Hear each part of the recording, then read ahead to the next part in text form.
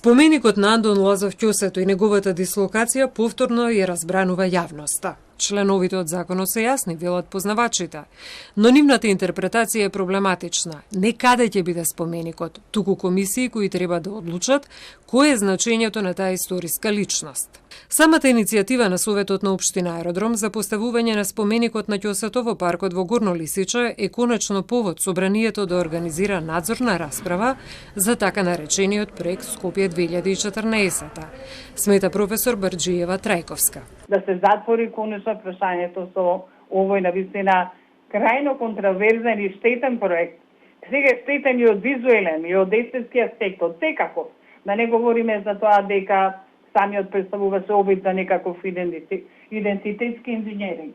Меѓутоа, во случајов јас ќе се задржам само на правните аспекти и сметам дека е крајно време, дека е неопходно, односно дека токму ова иницијатива треба да представува повод за организирање на надзорна расправа посветена токму на така наречениот проект Скопје 2014.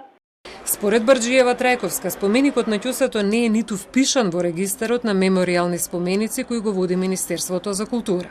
Советниците на ВМРО ДПМН ја поддржаа иницијативата споменикот да се постави во општина Аеродром, а 6 советници од коалицијата на СДСМ беа против.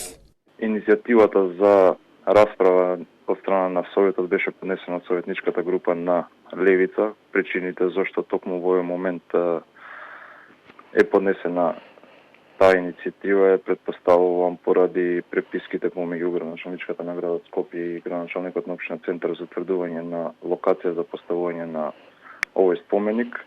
До Советот беше доставена соодветна иницијатива од страна на советничката група Левица и по однос на истата Советот расправаше. Ликот на Андон Лазов Ќосето е неспорно лик од македонската историја, од своевременик на Гоце Делчев и останатите револуционери. Споменикот на Ќосето беше поставен пред комплексот судови во Скопје пред 9 години, во време на владење на Никола Груевски и ВМРО ДПМН, кој тогаш беше во коалиција со ДУИ. Споменикот беше отстранет во време на градоначалникот Петре Шелегов, бидејќи се утврди дека е дивокрадба.